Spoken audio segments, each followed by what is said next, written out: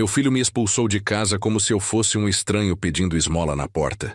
59 anos de vida, 32 de casamento, 28 anos dedicados a criar aquele garoto, e ele me colocou na rua sem piscar.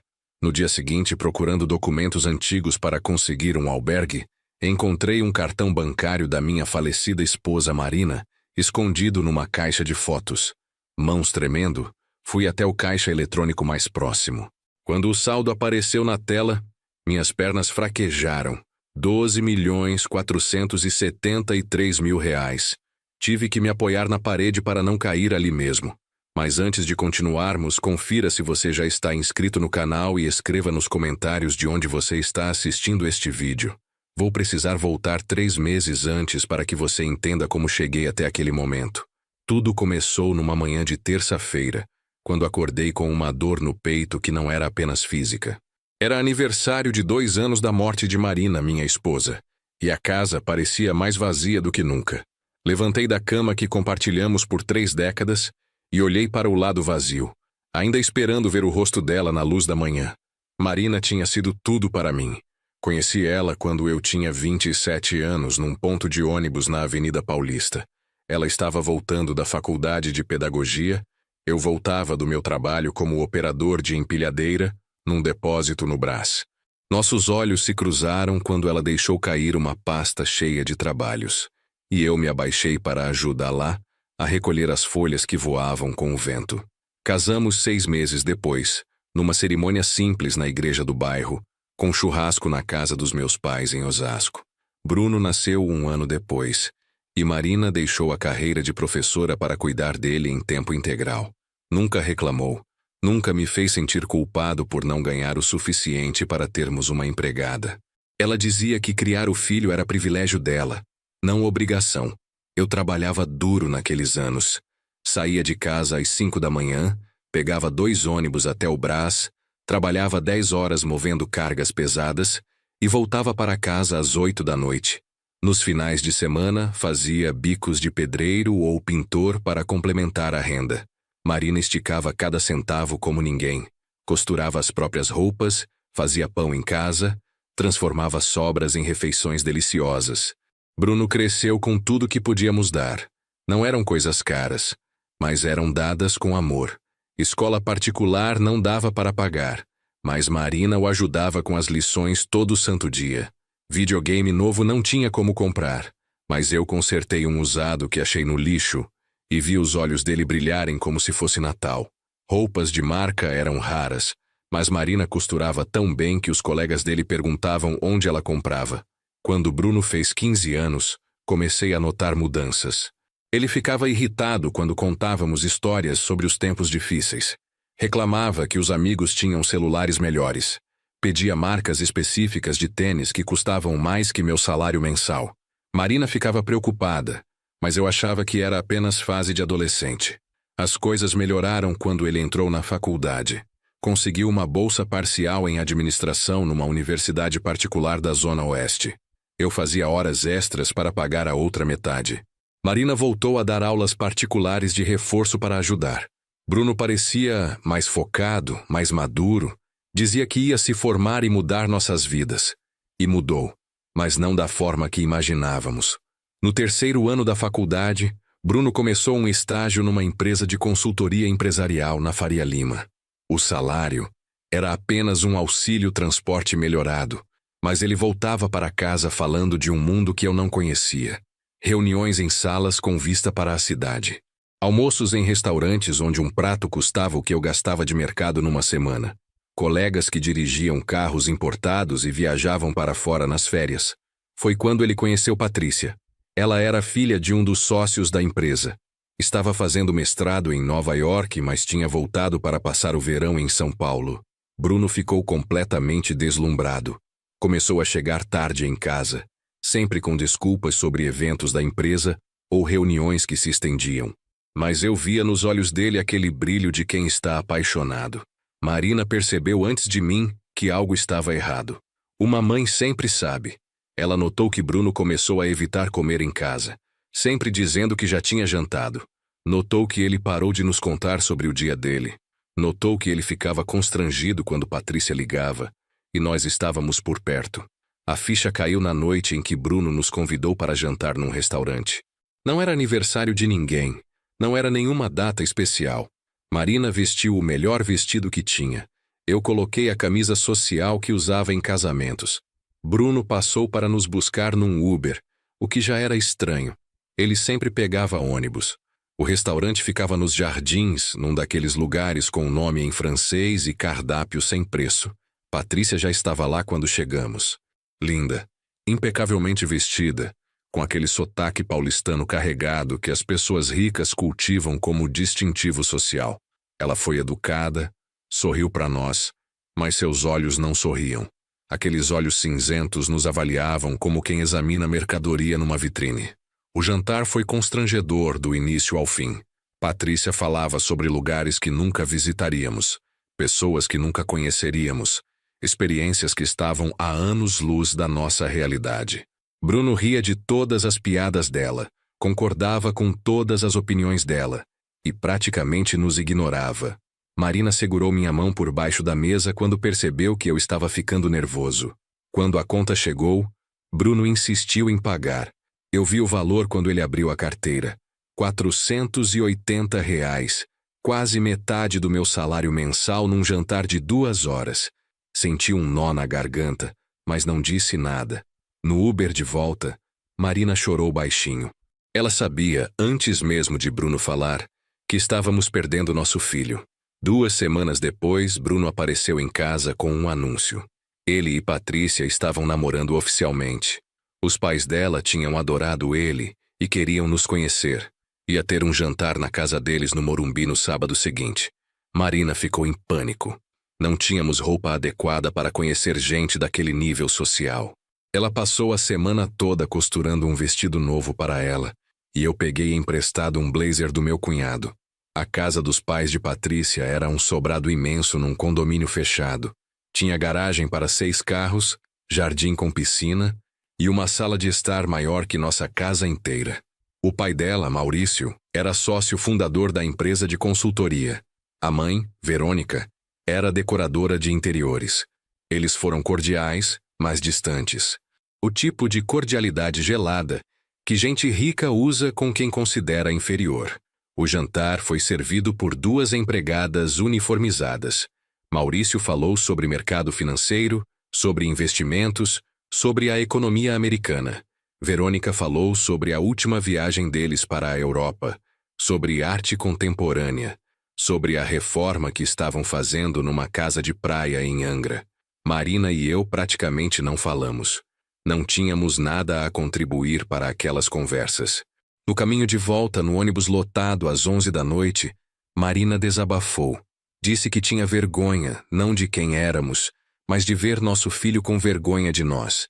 Eu segurei ela nos meus braços enquanto o ônibus chacoalhava pela Marginal Pinheiros e prometi que tudo ia ficar bem. Mas eu não acreditava nas minhas próprias palavras. Bruno se formou 6 meses depois com honras acadêmicas. A cerimônia de colação de grau foi num teatro elegante na Vila Mariana. Marina fez questão de ir, mesmo já se sentindo cansada naquela época. Ela não tinha me contado ainda, mas eu notava que ela estava mais pálida, mais magra, mais quieta. Depois eu descobriria que ela já sabia do câncer, mas estava escondendo para não estragar aquele momento de Bruno. Depois da formatura, houve uma festa num buffet. Patrícia e a família dela reservaram uma mesa enorme. Bruno nos apresentou para vários colegas, mas percebi que ele não mencionava onde morávamos ou o que eu fazia. Quando alguém perguntava sobre meu trabalho, ele mudava rapidamente de assunto. Marina percebeu também. Ela apertou minha mão e sussurrou que estava cansada. Podíamos ir embora. Fomos embora antes do fim da festa. No ônibus, Marina finalmente me contou. Tinha descoberto um nódulo no seio 3 meses antes. Tinha ido ao médico escondida, feito os exames, recebido o diagnóstico. Câncer de mama, estágio 3.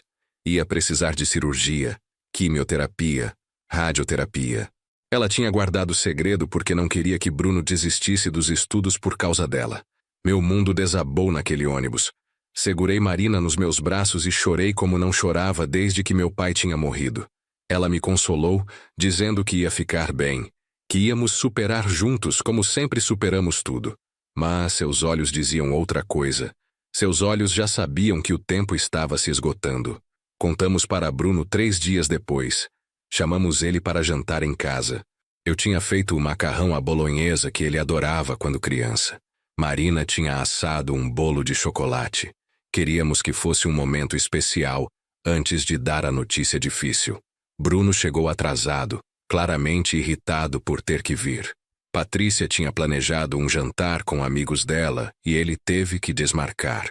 Quando Marina contou sobre o câncer, esperávamos que Bruno demonstrasse preocupação, medo, tristeza. Em vez disso, ele ficou silencioso por um longo momento.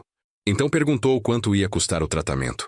Marina explicou que tinha o SUS, que já estava com consulta marcada no Hospital das Clínicas. Bruno fez uma cara de nojo que nunca vou esquecer.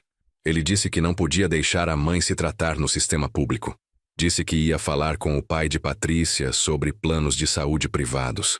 Marina agradeceu, com lágrimas nos olhos, achando que finalmente nosso filho estava demonstrando cuidado. Mas eu vi outra coisa nos olhos de Bruno. Eu vi vergonha. Vergonha de que os pais da namorada descobrissem que a mãe dele se tratava no SUS. Na semana seguinte, Bruno voltou com uma proposta. Maurício conhecia um oncologista particular excelente. Tratava a mãe de um amigo dele. Mas o tratamento era caro. Muito caro. Bruno não tinha o dinheiro. Estava juntando para alugar um apartamento com Patrícia. Maurício sugeriu que vendêssemos nossa casa, usássemos o dinheiro para o tratamento de Marina e fôssemos morar num apartamento menor e mais barato. Marina ficou em choque. Aquela casa era nossa vida inteira. Compramos ela com muito sacrifício 25 anos atrás. Era um sobrado pequeno em Osasco, mas era nosso lar. Cada cômodo tinha uma memória. A sala onde Bruno deu os primeiros passos. A cozinha onde Marina ensinou ele a fazer brigadeiro. O quintal onde plantamos uma mangueira que já dava frutos. Vender aquela casa era vender nossa história, mas era a vida de Marina que estava em jogo. Olhei para ela sentada naquela cozinha que conhecia cada mancha, cada rachadura, e vi o medo nos olhos dela. Não era medo da doença, era medo de ser um fardo para mim. Segurei a mão dela e disse que íamos vender a casa. Nossa vida estava em Marina, não em tijolo e cimento. O processo foi doloroso. Um corretor colocou uma placa na frente da casa. Estranhos entravam nos nossos cômodos, mexiam nas nossas coisas, faziam comentários sobre reformas necessárias. Marina chorava toda noite. Eu fingia estar forte durante o dia, mas à noite, quando ela dormia, eu ia para o quintal e chorava olhando para a mangueira. A casa foi vendida em 6 semanas. Conseguimos R$320 mil, um valor decente para aquela região. Bruno encontrou um apartamento de 2 quartos em Carapicuíba para alugarmos. R$700 por mês, mobiliado, sem quintal, sem história, sem alma. Usamos R$50 mil da venda para pagar 6 meses adiantados e comprar alguns móveis básicos. O resto ficou guardado para o tratamento de Marina. A mudança aconteceu num sábado chuvoso de abril. Bruno não veio ajudar. Disse que tinha compromisso com a família de Patrícia. Meus irmãos vieram com caminhonetes emprestadas. Carregar 30 anos de vida em caixas é uma experiência devastadora. Cada objeto que eu embrulhava em jornal era uma memória sendo arquivada. O jogo de xícaras que ganhamos de casamento. Os porta-retratos com fotos de Bruno bebê. O sofá onde assistimos tantos filmes juntos. Marina quis levar a mangueira. Eu disse que era impossível, mas ela insistiu. Então meus irmãos e eu cavamos cuidadosamente ao redor das raízes, colocamos a árvore num balde grande e levamos para o apartamento. Plantamos ela num canto do minúsculo quintal de serviço. Marina chorou e riu ao mesmo tempo quando viu a mangueira instalada. Era um pedaço do nosso lar na casa nova. O tratamento de Marina começou 2 semanas depois. O oncologista era realmente bom, atencioso, explicava tudo com paciência, mas o tratamento era brutal. Quimioterapia toda semana, deixando Marina exausta e nauseada. Ela perdeu o cabelo rapidamente. Um dia voltei do trabalho e encontrei ela no banheiro, segurando mechas de cabelo nas mãos, chorando. Abracei ela e disse que continuava linda. E era verdade. Para mim, Marina era a mulher mais linda do mundo, com ou sem cabelo. O dinheiro da casa começou a derreter.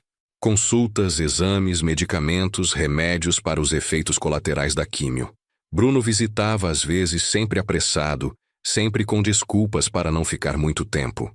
Patrícia nunca veio. Nenhuma vez. 6 meses após o início do tratamento, Marina começou a melhorar. O tumor estava diminuindo. O oncologista disse que ela tinha reagido bem à quimioterapia. Teríamos que fazer mais alguns ciclos, depois cirurgia, depois radioterapia. Mas havia esperança. Marina voltou a sorrir. Voltou a cozinhar seus pratos favoritos. Voltou a cuidar da mangueira no quintal de serviço. Foi nessa época que Bruno nos deu outra notícia. Ele e Patrícia iam se casar. A cerimônia seria em 6 meses, num buffet em Alphaville. Lista de 300 convidados, banda ao vivo, decoração elaborada. Os pais de Patrícia estavam pagando tudo. Bruno nos convidou com um entusiasmo que parecia forçado. Marina ficou radiante. Disse que ia fazer questão de estar bonita para o casamento do filho. Mas havia um problema. Bruno explicou, constrangido, que Maurício e Verônica tinham algumas exigências sobre a lista de convidados. Queriam manter um certo padrão. Então, nossos familiares não poderiam ser convidados. Apenas nós dois. Marina ficou com um sorriso congelado no rosto. Seus irmãos, seus primos, as amigas de infância, ninguém poderia ir ao casamento. Apenas nós, os pais do noivo, sentados em algum canto discreto. Eu ia protestar, mas Marina apertou minha mão. Disse que estava tudo bem, que o importante era estar lá pelo Bruno. Mas quando ele foi embora, ela desabou. Chorou dizendo que nosso filho tinha vergonha de nós, vergonha da nossa família, vergonha de onde viemos. Segurei ela a noite toda, sem saber o que dizer, porque ela estava certa. Os preparativos do casamento se arrastaram pelos meses seguintes. Marina continuava o tratamento, cada vez mais fraca, mas determinada a chegar bem ao casamento. Bruno raramente aparecia. Sempre mandava mensagens dizendo que estava ocupado com os preparativos. Patrícia mandava fotos do vestido de noiva caríssimo, dos convites importados, das alianças de ouro branco. Marina usou o pouco dinheiro que tínhamos guardado para comprar um vestido para o casamento. Gastou R$ 1.200 num vestido azul claro, de uma loja de semi-joias no centro. Economizou durante 3 meses para comprar aquele vestido. Quando vestiu ele pela primeira vez, rodou na frente do espelho do nosso quarto minúsculo. E, por um momento, ela era de novo a garota que conheci no ponto de ônibus. Eu aluguei um terno.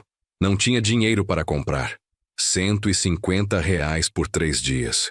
O vendedor da loja me olhou com pena quando expliquei que era para o casamento do meu filho.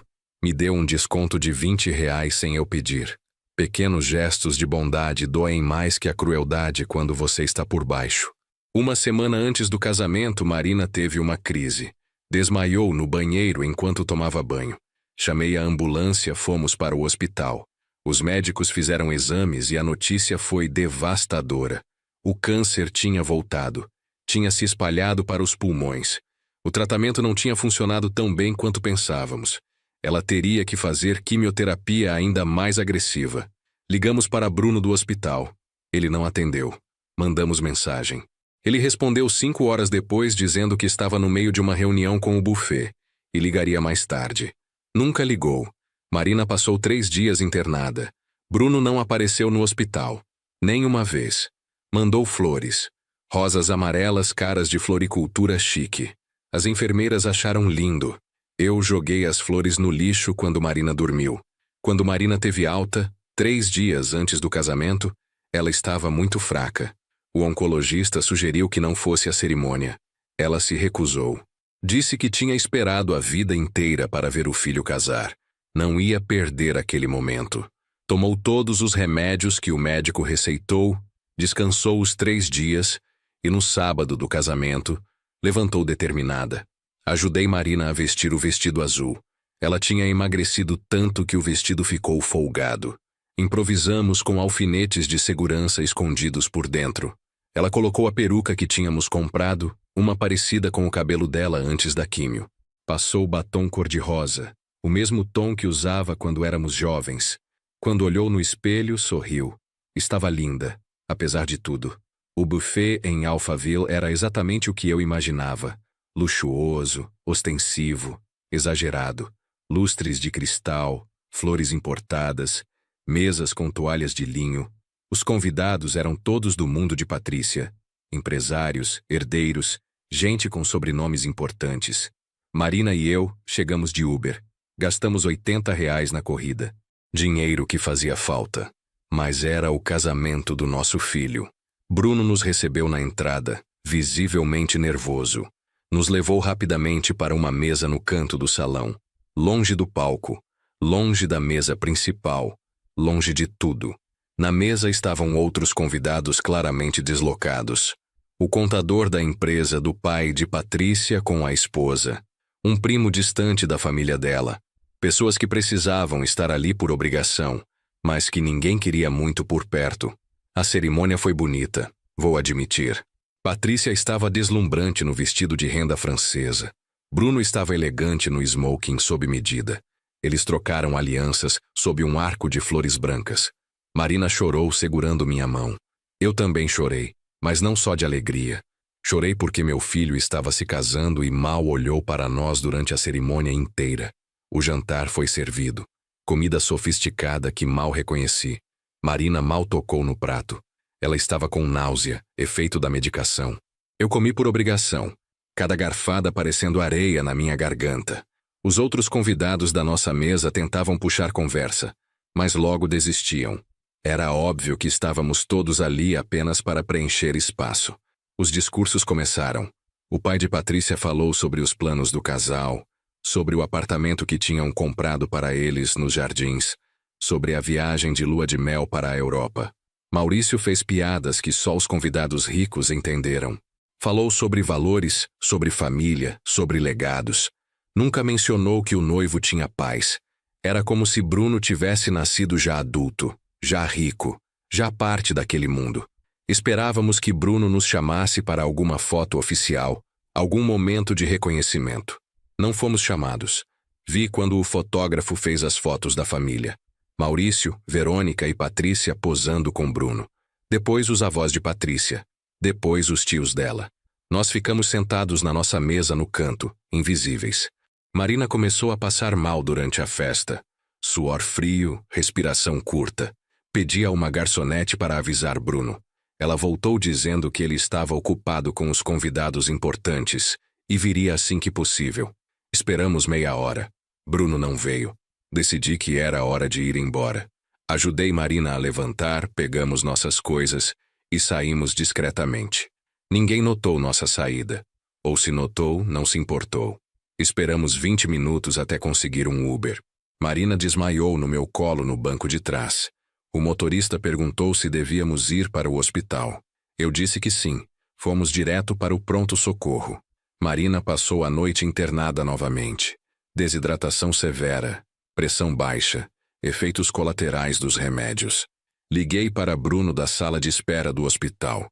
Atendeu depois de 10 toques, música alta no fundo. Expliquei que a mãe dele estava hospitalizada. Ele ficou em silêncio por um momento, então disse que ligaria no dia seguinte.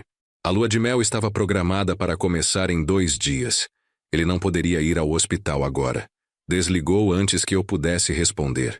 Marina ficou internada por 1 semana. Eu dormia numa cadeira ao lado da cama dela. Bruno mandou mensagens perguntando como ela estava, mas nunca apareceu. Estava em Paris com Patrícia.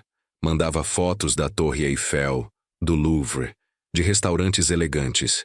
Marina olhava as fotos no meu celular velho e sorria, dizendo que ficava feliz que ele estava aproveitando. Quando Marina teve alta, 2 meses de internações e consultas tinham acabado com nosso dinheiro. Os R$ 320 mil da venda da casa tinham virado poeira. O oncologista particular não podia mais atender. Teríamos que voltar para o SUS. Marina levou a notícia com resignação. Disse que tinha tido o privilégio de um tratamento particular por um tempo e que agora ia cuidar da saúde dela como a maioria dos brasileiros cuida, no sistema público. Bruno e Patrícia voltaram da lua de mel 3 semanas depois. Vieram nos visitar no apartamento. Foi a primeira vez que Patrícia entrou na nossa casa. Vi quando ela olhou ao redor com uma expressão de desdém mal disfarçado. O apartamento era pequeno, simples, com móveis velhos e paredes que precisavam pintura, mas era limpo e arrumado. Marina sempre fez questão disso. Eles sentaram no nosso sofá desgastado e contaram sobre a viagem. 3 semanas pela Europa. Londres, Paris, Roma, Barcelona. Hotéis 5 estrelas. Restaurantes estrelados pelo guia Michelin. Compras em lojas de grife. O custo total da viagem provavelmente era mais que todo o dinheiro que ganhei na vida inteira. Marina ouvia fascinada, fazendo perguntas, genuinamente interessada. Eu ficava quieto, com raiva crescendo no peito. Então Bruno soltou a bomba. Eles tinham um anúncio a fazer. Patrícia estava grávida. 3 meses. Marina explodiu em alegria. Abraçou Patrícia, abraçou Bruno, chorou de felicidade. Ia ser avó. Depois de tudo. Depois da doença, depois da dor. Algo bom estava acontecendo. Ela ia conhecer o neto. Eu também me emocionei, vou admitir. A ideia de ter um neto trouxe uma luz de esperança naqueles tempos sombrios. Mas a felicidade durou pouco. Patrícia explicou, com aquele tom delicado que pessoas ricas usam para dizer coisas cruéis, que eles estavam se mudando. Maurício tinha comprado um apartamento para eles num edifício novo na Vila Nova Conceição. 4 suítes, vista para o parque, 3 vagas de garagem. Seria melhor para criar a criança. Bairro seguro, escola boa por perto, vizinhos do mesmo nível social. Marina perguntou quando poderia visitar. Patrícia e Bruno trocaram um olhar desconfortável. Bruno explicou que o condomínio era muito rígido com visitantes. Teria que agendar com antecedência, passar pelos seguranças, ter autorização. Seria mais fácil se eles viessem nos visitar quando pudessem. Marina entendeu a mensagem. Nós não éramos bem-vindos no mundo novo deles. Os meses seguintes foram os mais difíceis. O câncer de Marina estava avançando rapidamente. O tratamento no SUS era bom. Os médicos eram dedicados, mas faltavam recursos. Filas longas para exames, demora para resultados, falta de medicamentos. Marina nunca reclamava. Dizia que tinha sorte de ter atendimento, que muita gente nem isso tinha. Bruno praticamente sumiu. Ligava uma vez por semana, conversas rápidas perguntando como estava a mãe. Visitava uma vez por mês. Sempre sozinho, sempre apressado. Patrícia nunca mais veio. A barriga dela crescia. Marina perguntava sobre o bebê, sobre o enxoval, sobre os planos. Bruno respondia com monossílabos, claramente desconfortável. Marina piorou no 6º mês de gravidez de Patrícia. O câncer tinha se espalhado para o fígado. Os médicos foram honestos. Não havia mais o que fazer. Era questão de semanas, talvez meses. Marina tinha um último pedido. Queria conhecer o neto antes de morrer. Implorou a Bruno. Ele prometeu que ia organizar. O bebê nasceu numa manhã de novembro. Um menino. Guilherme. Bruno ligou do hospital particular onde Patrícia teve o parto. Disse que estava tudo bem, mãe e bebê saudáveis. Marina pediu para ir conhecer o neto. Bruno disse que Patrícia estava muito cansada, que seria melhor esperar uns dias. Marina concordou. Esperou 3 dias. 1 semana. 2 semanas. Bruno sempre tinha uma desculpa.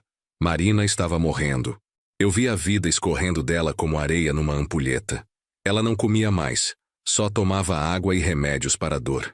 Passava os dias deitada, olhando fotos antigas de Bruno bebê, falando sobre memórias. Toda a conversa voltava para o neto. Ela queria tanto conhecer Guilherme. Só segurar ele nos braços uma vez. Só ver o rosto dele. Liguei para Bruno desesperado. Disse que a mãe dele estava morrendo, que tinha semanas de vida, que ela só queria conhecer o neto. Bruno ficou em silêncio. Então disse que falaria com Patrícia. 2 dias depois, ligou de volta. Patrícia estava com medo de levar o bebê para o nosso apartamento. Tinha ouvido que nossa região tinha casos de dengue. Não podia arriscar a saúde de Guilherme. Sugeri que nós fôssemos até lá. Bruno disse que Patrícia não estava recebendo visitas. Estava muito estressada com o bebê novo. Não dormia direito. A casa estava uma bagunça. Não era um bom momento. Marina escutou a conversa. Não disse nada. Virou o rosto para a parede e chorou em silêncio. Eu soquei a parede do quarto e chorei também, de raiva e impotência. Marina morreu 3 semanas depois, numa manhã fria de dezembro. Eu estava segurando a mão dela. Ela abriu os olhos, me olhou, sussurrou que me amava e foi embora. Simples assim. 42 anos de idade, 32 de casamento. Foi embora sem conhecer o neto. Liguei para Bruno. Ele não atendeu. Mandei mensagem. Respondeu 2 horas depois dizendo que estava chegando. O velório foi no mesmo lugar onde velamos meus pais anos antes. Uma sala pequena, numa funerária simples de Osasco. Flores baratas, caixão básico, poucas cadeiras. Vieram meus irmãos, cunhadas, sobrinhos, vizinhos, amigas antigas de Marina. Bruno chegou sozinho, 3 horas depois do início do velório. Vestido social, gravata escura, cara cansada. Ficou 10 minutos. Disse que Patrícia não podia vir. O bebê estava com cólica. Foi embora antes do fim. Enterramos Marina num cemitério municipal. Eu não tinha dinheiro para jazigo particular. Foi enterro simples como ela teria querido. Bruno não foi ao enterro. Mandou mensagem dizendo que teve uma emergência no trabalho. Uma emergência mais importante que enterrar a própria mãe. Fiquei ao lado do túmulo depois que todos foram embora, conversando com Marina, pedindo desculpas por não ter conseguido que ela conhecesse o neto. Voltei para o apartamento vazio. Sem Marina, aquele lugar perdeu qualquer resquício de lar que tinha. Era apenas um espaço onde eu existia, não vivia. Parei de cozinhar, comia pão com mortadela. Parei de arrumar, deixava a louça suja na pia. Parei de me importar com tudo. Ia trabalhar no depósito, voltava para casa, dormia, repetia. Bruno ligava uma vez por mês. Conversas de 5 minutos. Como você está, pai? Bem, filho. Como está o bebê? Crescendo. Está comendo direito? Estou. Cuide-se. Pode deixar. Desligava. Eu ficava segurando o telefone querendo dizer tantas coisas, mas não conseguindo formar as palavras. Queria gritar que ele tinha matado a mãe dele de desgosto, que Marina morreu sem conhecer o neto por causa dele. Mas eu não gritava. Apenas desligava. 1 ano passou. Guilherme fez 1 ano. Bruno mandou uma foto pelo WhatsApp. Um bebê gordo e sorridente numa festa com decoração elaborada. Tema de safari. Deve ter custado uma fortuna. Respondi dizendo que o neto estava lindo. Bruno agradeceu com um emoji de coração. Nada mais. Minha vida virou uma rotina cinza e vazia. Trabalho, casa, trabalho, casa. Nos finais de semana eu ia ao cemitério visitar Marina. Limpava o túmulo, trocava as flores, contava para ela sobre a semana, sobre o trabalho, sobre Bruno, sobre o neto que nunca conheci pessoalmente. Falava com ela como se ela ainda estivesse ali, e de certa forma, ela estava. No aniversário de 2 anos da morte de Marina, recebi uma ligação inesperada de Bruno. Ele estava estranhamente animado. Tinha uma proposta. Queria que eu fosse morar com eles. O apartamento tinha um quarto de empregada vago. Eu poderia morar lá, ajudar com Guilherme. Patrícia estava grávida de novo. Precisavam de ajuda. Seria bom para todo mundo. Meu coração deu um salto. Finalmente. Finalmente meu filho estava me incluindo na vida dele. Eu ia conhecer meu neto. Ia fazer parte da família.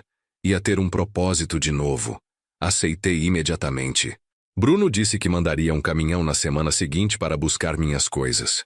Eu não tinha muita coisa. A maioria dos móveis eram do apartamento alugado. Minha vida cabia em 6 caixas. A mudança aconteceu numa quinta-feira. Um caminhão pequeno levou minhas caixas para a Vila Nova Conceição. Segui de ônibus, 2 conduções, 1h30 de viagem. O prédio era intimidador. Portaria com mármore, seguranças de terno, hall com lustres de cristal. Tive que mostrar documento, assinar uma lista de visitantes e esperar autorização para subir. O apartamento era exatamente como imaginei. Enorme, moderno, decorado por profissionais. Piso de madeira clara, móveis de design, quadros abstratos nas paredes. Guilherme estava no quarto dele, um espaço maior que toda a sala da casa que vendi. Brinquedos espalhados por todo lado. Quando entrei no quarto, ele estava brincando com blocos de montar. 2 anos, cabelo castanho como o do pai, olhos iguais aos de Marina. Ajoelhei na frente dele, olhos marejados. Oi, Guilherme. Eu sou seu avô. Ele me olhou sem entender. Depois voltou a brincar com os blocos. Patrícia apareceu na porta, barriga de 6 meses bem visível.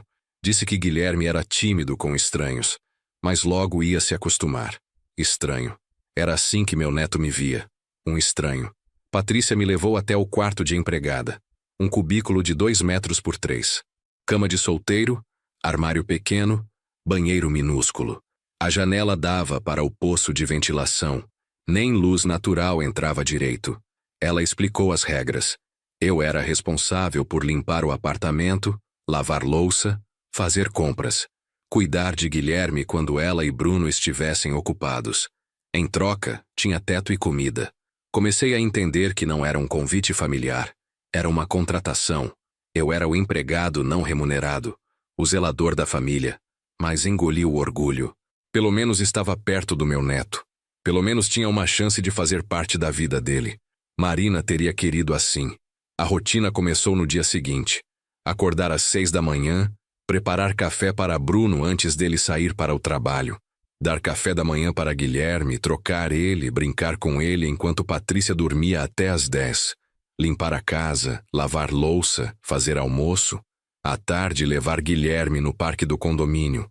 Fazer compras no mercado carregando sacolas pesadas. Preparar jantar. Dar banho em Guilherme. Colocar ele para dormir. Limpar a cozinha de novo. Só então eu podia ir para meu cubículo. Guilherme começou a se apegar a mim. Era natural. Eu era quem passava o dia inteiro com ele. Eu lia histórias, brincava. Ensinava palavras novas. Patrícia ficava irritada quando ele me chamava de vovô. Ela corrigia dizendo que eu era Roberto, não vovô. Mas Guilherme insistia. Vovô. Meu coração derretia toda vez que escutava aquela palavra. Bruno chegava tarde em casa. Passava direto pelo neto, dava um beijo rápido em Patrícia, ia para o quarto, jantava sozinho no quarto vendo televisão. Nos finais de semana, eles saíam. Restaurantes, festas, eventos. Eu ficava em casa com Guilherme. Eles voltavam tarde, às vezes de madrugada. Guilherme já estava dormindo. Bruno nunca perguntava sobre o filho. Como foi o dia dele, o que ele comeu, se aprendeu algo novo. 3 meses se passaram assim. Eu era invisível. Só me notavam quando algo não estava feito. Louça suja na pia, toalha não dobrada direito, jantar servido 15 minutos atrasado. Patrícia reclamava. Bruno concordava com ela. Eu pedia desculpas e fazia melhor na próxima vez. O segundo bebê nasceu em março. Uma menina. Helena. Patrícia ficou no hospital particular 3 dias. Bruno ficou com ela. Eu fiquei em casa cuidando de Guilherme. Quando eles voltaram com Helena, Patrícia estava exausta e irritada. Deu ordens para que eu cuidasse dos dois. Guilherme estava com ciúmes da irmã, fazendo birra. Helena chorava a noite inteira. Patrícia trancava a porta do quarto e deixava o bebê chorar. Dizia que não podia mimar senão ia virar criança mal educada. Eu ficava acordado a noite toda. Quando Helena chorava, eu ia até o quarto dela, pegava ela no colo, acalmava, dava mamadeira. Guilherme acordava e queria colo também. Eu carregava os dois andando pelo apartamento escuro, cantando baixinho as canções que Marina cantava para Bruno. Ninguém agradecia. De manhã, Patrícia reclamava que eu fazia barulho andando pela casa. Foi nessa época que comecei a notar como Bruno tratava os próprios filhos. Ele praticamente os ignorava. Chegava em casa, nem perguntava por eles. Nos finais de semana, trancava-se no escritório para trabalhar. Quando Guilherme batia na porta querendo brincar, Bruno mandava ele ir embora. Quando Helena chorava, ele colocava fone de ouvido. Meu filho estava repetindo comigo o que eu nunca fiz com ele. Ausência. Uma noite, Guilherme teve febre alta. 39 graus. Bati na porta do quarto de Bruno às 3 da madrugada. Ele abriu irritado, de roupão.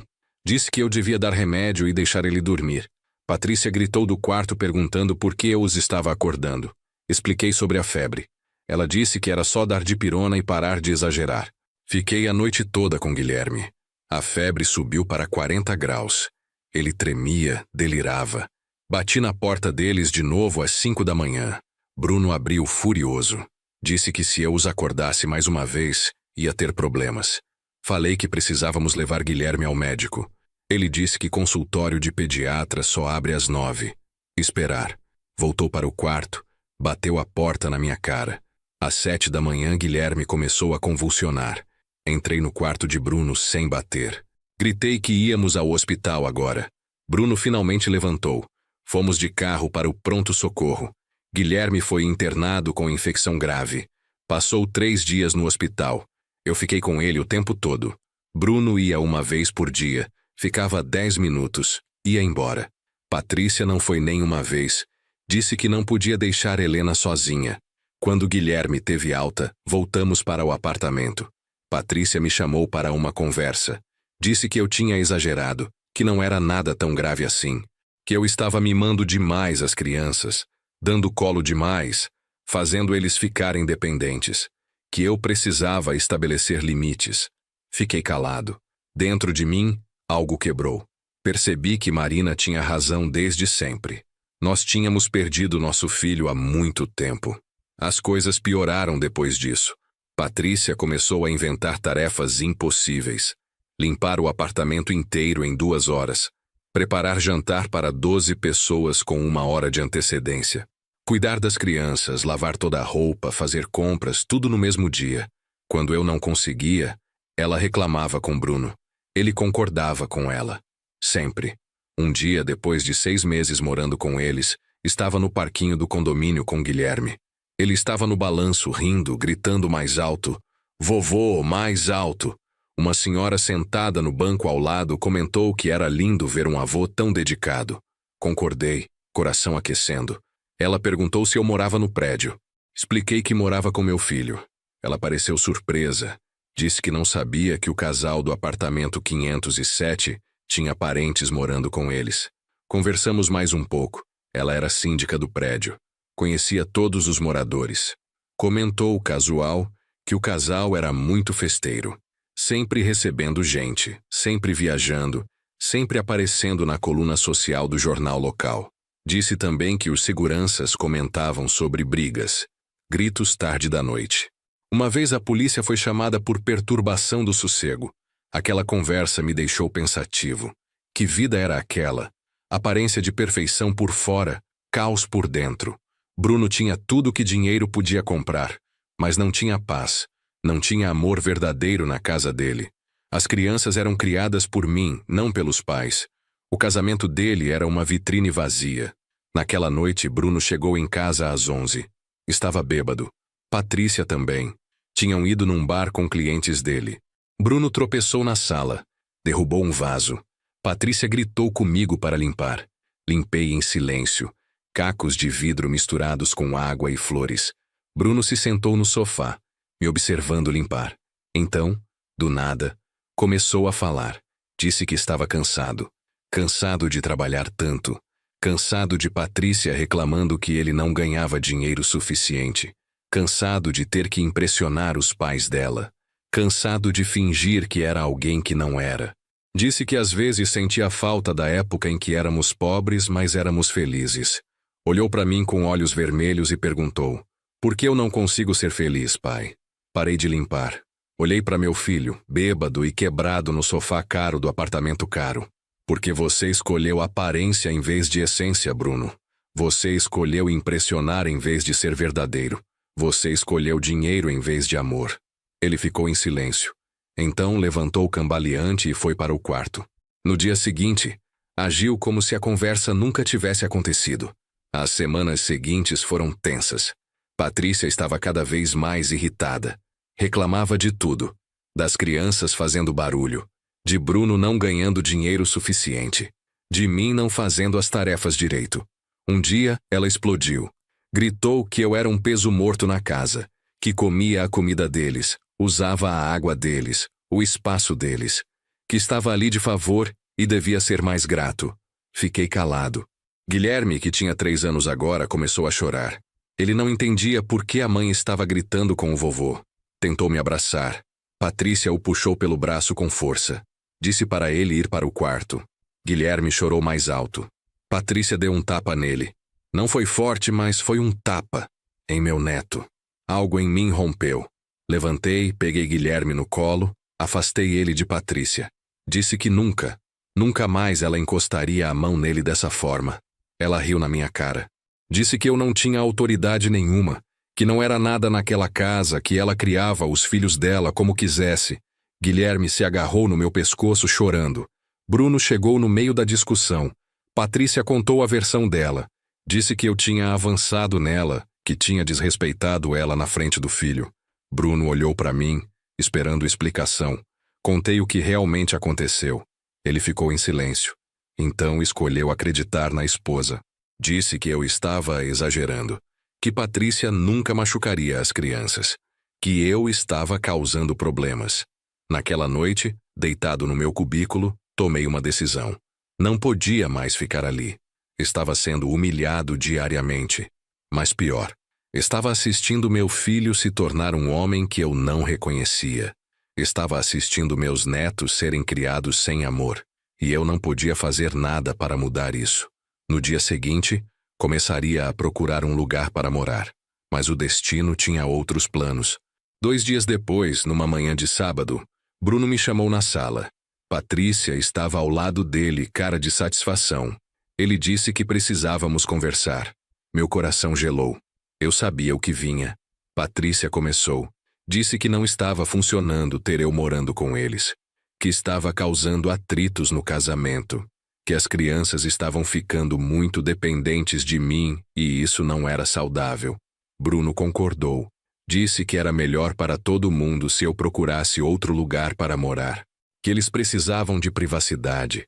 Que eu podia visitar as crianças de vez em quando, com agendamento prévio. Que esperavam que eu entendesse. Perguntei quando queriam que eu saísse. Patrícia respondeu. Hoje. Eles queriam que eu saísse hoje. Fiquei sem reação. Hoje. Num sábado.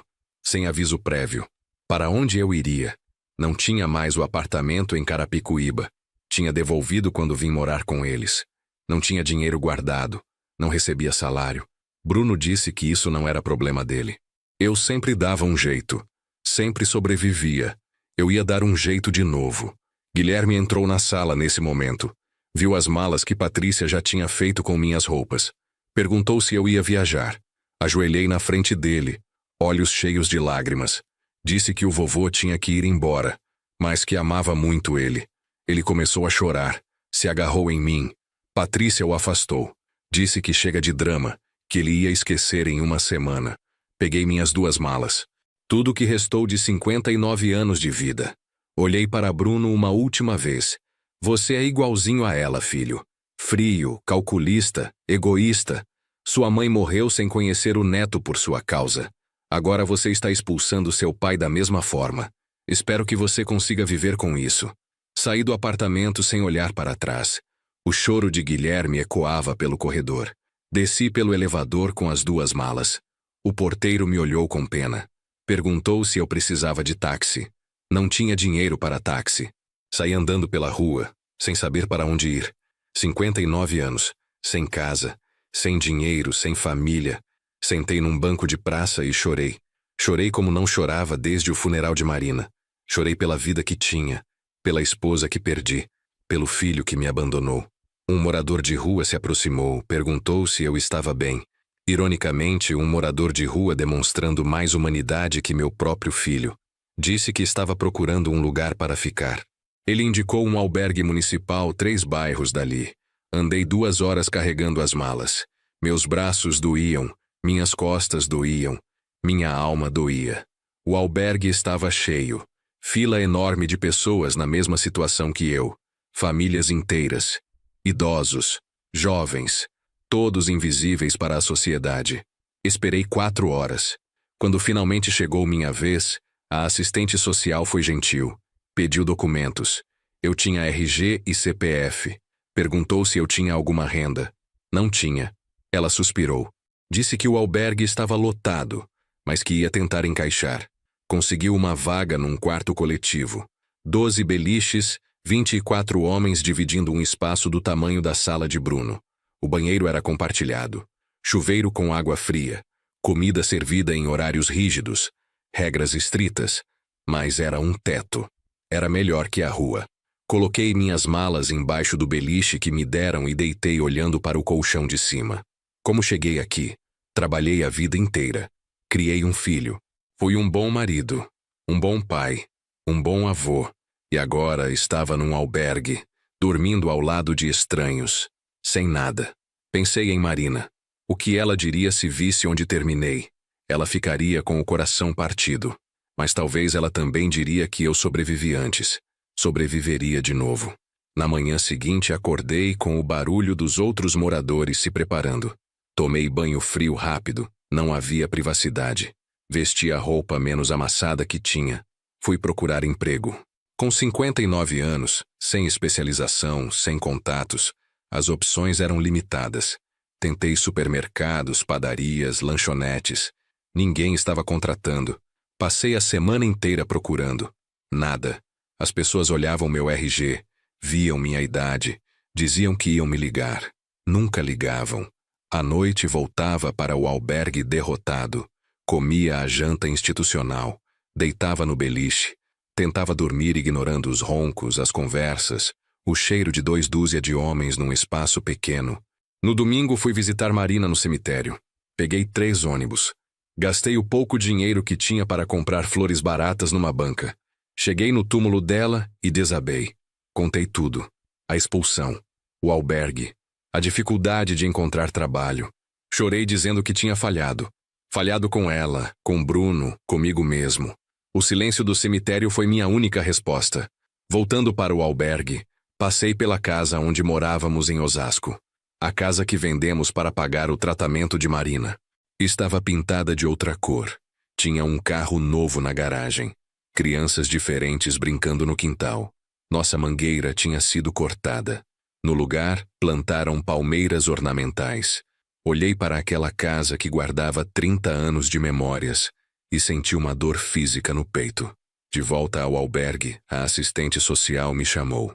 Disse que eu precisava regularizar minha situação. O albergue era temporário. Eu tinha 1 mês para encontrar trabalho e moradia. Senão, teria que ir para a rua. Ela falou com bondade, mas a realidade era dura. 1 mês. 30 dias para reconstruir uma vida. Foi na 2ª semana no albergue que aconteceu algo que mudaria tudo.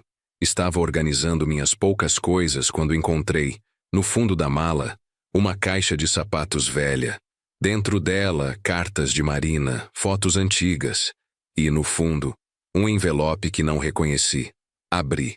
Dentro tinha documentos, escrituras, certificados e um cartão de banco que eu nunca tinha visto.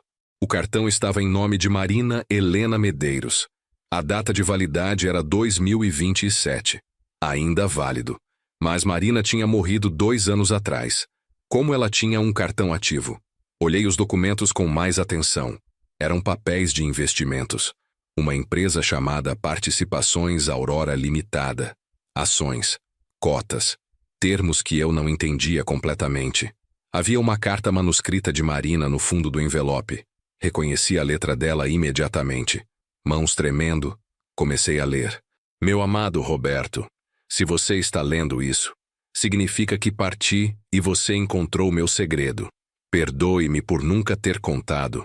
Meu pai, antes de morrer, deixou para mim ações de uma empresa de tecnologia onde ele trabalhou nos anos 80. Eram poucas ações, sem valor na época. Guardei e esqueci. A carta continuava. Anos depois, descobri que a empresa tinha crescido muito. As ações valiam dinheiro, bastante dinheiro. Abri uma conta secreta e deixei tudo lá. Por que você deve estar se perguntando? Porque conheço você, meu amor. Se soubesse desse dinheiro, teria dado tudo para Bruno. Teria pagado a faculdade particular sem bolsa. Teria comprado carro para ele. Teria facilitado demais a vida dele. E um homem precisa aprender a conquistar as coisas com esforço próprio. Continuei lendo, lágrimas caindo no papel.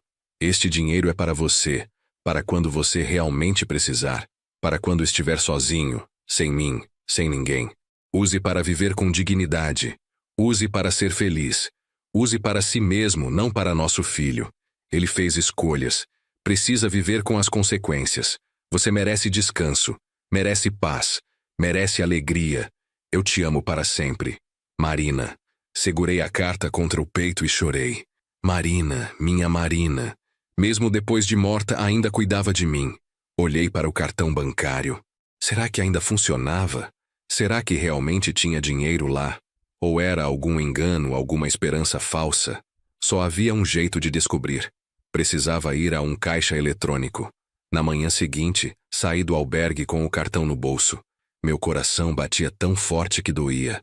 Encontrei uma agência bancária 3 quarteirões dali. Entrei, procurei um caixa eletrônico. Havia fila. Esperei 20 minutos que pareceram 20 horas. Quando chegou minha vez, inseri o cartão com mãos tremendo. A tela pediu senha. Senha. Marina não tinha deixado senha na carta. Pensei, que senha ela usaria? Tentei a data de nascimento dela. Erro.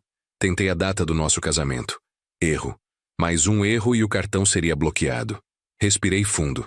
Pensei em Marina, no que era mais importante para ela. Tentei a data de nascimento de Bruno. A tela carregou. Acesso autorizado. Meu coração quase parou. Funcionou. A conta estava ativa. Fui para a opção de consulta de saldo. A tela carregou lentamente. Então apareceu. Saldo em conta corrente. 12.473.682,47. Li o número 3 vezes. 12 milhões. Minhas pernas fraquejaram. Segurei na parede do caixa para não cair. Alguém atrás de mim na fila reclamou que eu estava demorando. Imprimi o extrato com mãos tremendo. Saí cambaleando da agência. Sentei no meio-fio da calçada, olhando para aquele papel. 12 milhões de reais. Eu que estava dormindo num albergue, que não tinha onde cair morto, era multimilionário. A ironia era tão absurda que comecei a rir. Rir e chorar ao mesmo tempo. Passei o resto do dia andando sem rumo, processando a informação. Marina tinha me deixado uma fortuna. Uma fortuna que ela acumulou secretamente durante anos. Quanto tempo ela sabia disso? Por que nunca contou? As perguntas giravam na minha cabeça, mas a resposta estava na carta. Ela me conhecia. Sabia que eu daria tudo para Bruno. E ela estava certa. Voltei para o albergue à noite. Deitei no beliche olhando para o teto. 12 milhões de reais. Eu podia comprar uma casa, um carro, viajar, fazer tudo que sempre quis e nunca pude. Mas principalmente, eu podia viver com dignidade. Podia parar de depender de ninguém. Podia escolher minha própria vida. Marina tinha me dado liberdade. Mas havia uma questão. Bruno, meu filho que me expulsou de casa. Meu filho que escolheu a esposa rica em vez da mãe moribunda. Meu filho que me tratou como empregado. Ele não sabia nada sobre esse dinheiro. E uma parte pequena e vingativa de mim queria que continuasse assim. Queria que ele vivesse achando que me deixou na miséria enquanto eu estava, na verdade, rico. Mas outra parte, a parte que Marina teria querido, sabia que eu precisava ser melhor que isso. Não pelo Bruno, por mim mesmo. Não podia deixar a amargura me consumir. Marina não teria querido isso. Decidi que sim, ia usar o dinheiro. Mas ia usar com sabedoria. Ia fazer algo que importasse. Algo que honrasse a memória de Marina. Na manhã seguinte, fui a uma agência do banco. Pedi para falar com um gerente. A atendente olhou para mim de cima a baixo. Roupas amarrotadas, barba por fazer, aparência de quem dormiu num albergue porque era exatamente isso que eu era. Ela disse que o gerente estava ocupado. Mostrei o extrato. 12 milhões de reais. Sua expressão mudou completamente. O gerente apareceu em 2 minutos. Ele me levou para uma sala privativa. Ofereceu café, água, o que eu quisesse. Examinei os documentos da conta. Tudo estava em ordem. Marina tinha investido sabiamente ao longo dos anos. As ações da empresa de tecnologia tinham se valorizado absurdamente. Além disso, ela tinha aplicações em fundos de renda fixa. Tudo rendendo, crescendo, acumulando. O gerente explicou que eu podia fazer o que quisesse com o dinheiro. Transferir, sacar, investir mais. Eu tinha controle total. Perguntei sobre a documentação. Precisava atualizar meu endereço, meus dados. Ele disse que podíamos fazer tudo ali mesmo. Em 2 horas, estava tudo regularizado. A conta estava oficialmente sob meu controle. Saí do banco com um novo cartão, um talão de cheques, e a sensação surreal de que minha vida tinha mudado completamente em 24 horas. Andei pelas ruas do centro, olhando para as pessoas correndo para seus trabalhos, para suas vidas. Ninguém imaginava que o homem mal vestido na calçada era milionário. Eu mesmo mal conseguia acreditar. Primeira decisão. Precisava sair do albergue. Mas não queria comprar nada precipitadamente. Aluguei um apartamento mobiliado em Pinheiros. 2 quartos, sala, cozinha, banheiro. Simples, mas limpo e digno. R$ 1.800 por mês. Para alguém com 12 milhões, era nada. Mas para mim, que passou semanas num albergue, era um palácio. Mudei para o apartamento no dia seguinte. Comprei roupa nova. Nada extravagante. Calças jeans, camisas simples, sapatos confortáveis. Fiz a barba, cortei o cabelo. Olhei no espelho e vi Roberto de novo. Não o homem derrotado do albergue. O Roberto que Marina tinha amado. O Roberto que ainda tinha vida pela frente. Segunda decisão. Precisava fazer algo significativo com esse dinheiro. Não queria apenas gastá-lo comigo mesmo. Marina teria querido que eu ajudasse pessoas. Pensei em criar uma instituição, um abrigo para idosos. Muita gente da minha idade passava pelo que passei. Abandono familiar, falta de recursos, solidão. Eu podia mudar isso para algumas pessoas. Procurei advogados, contadores, consultores, pessoas que entendiam de criar fundações, de projetos sociais. Expliquei minha visão. Um lugar onde idosos pudessem viver com dignidade.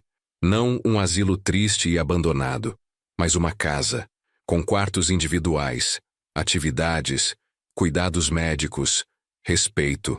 Todos se empolgaram com a ideia. Enquanto os planos para a instituição se desenvolviam, algo inesperado aconteceu. 3 meses depois de ter saído do apartamento de Bruno, meu celular tocou. Era ele. Atendi com o coração acelerado. Alô, pai, sou eu. Seu tom era estranho. Não era o Bruno arrogante de antes. Estava quebrado. Precisamos conversar. Pode ser pessoalmente?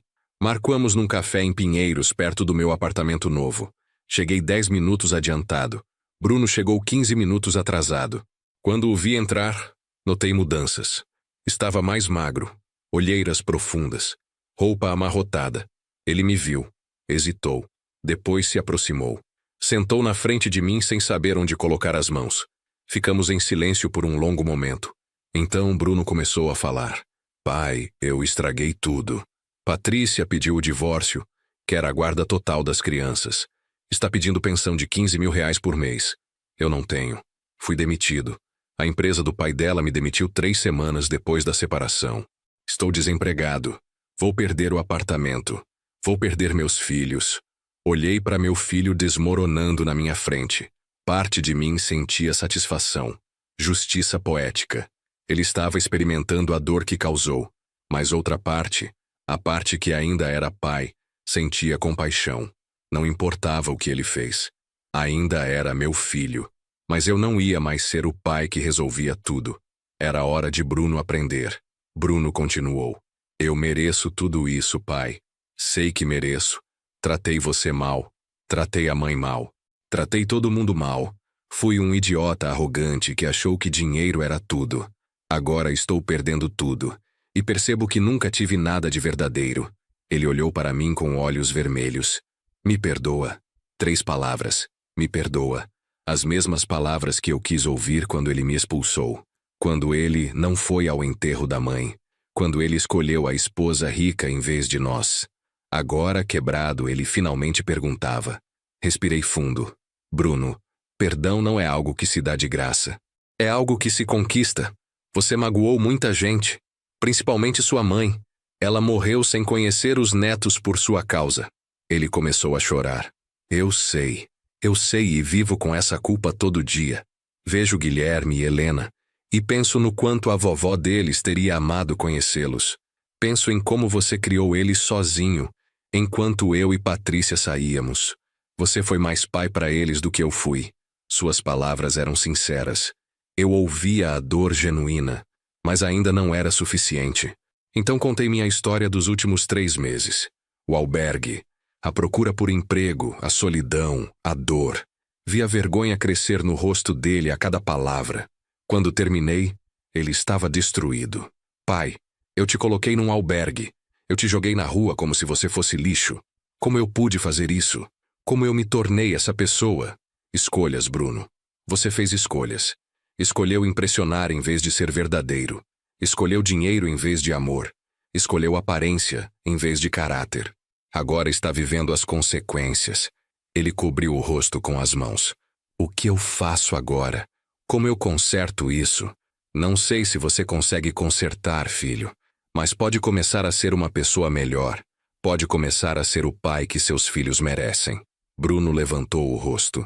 Quer dizer que não vai me ajudar? Não vou te dar dinheiro se é isso que está perguntando. Mas posso te dar algo mais valioso. Posso te dar a chance de reconstruir sua vida do jeito certo. Com trabalho. Com humildade. Com dignidade. Ele pareceu confuso. Como? Estou completamente quebrado. Expliquei meu plano para a instituição de idosos. Ia precisar de ajuda para administrar. Alguém que entendesse de administração. Pagaria um salário justo, não grande, mas o suficiente para viver modestamente. Bruno teria que trabalhar de verdade. Teria que aprender a servir pessoas em vez de ser servido. Ele ia ter um propósito de novo. Ele ficou em silêncio processando. Seria como trabalhar para você. Seria trabalhar comigo. Eu seria o fundador. Você seria o administrador. Mas tem uma condição. Você tem que provar que mudou. Tem que reconstruir sua relação com seus filhos. Tem que aprender a ser humilde. Se eu ver que está apenas fingindo para ter uma renda, te demito na hora. Bruno pensou por um longo momento. Então estendeu a mão. Aceito. Não porque preciso do dinheiro. Bem, preciso. Mas não é só por isso. Aceito porque você está me dando algo que não mereço. Uma chance. Apertei a mão dele. Era um começo. Não significava que tudo estava perdoado. Não significava que éramos uma família feliz de novo. Mas era um primeiro passo. Passamos as semanas seguintes trabalhando juntos. Bruno me ajudou a encontrar o imóvel perfeito para a instituição. Uma casa antiga e grande em Perdizes. Precisava de reformas, mas tinha estrutura sólida. Compramos por 2 milhões. Investimos mais 1 milhão em reformas. Contratamos enfermeiros, cozinheiros, faxineiros, assistentes sociais.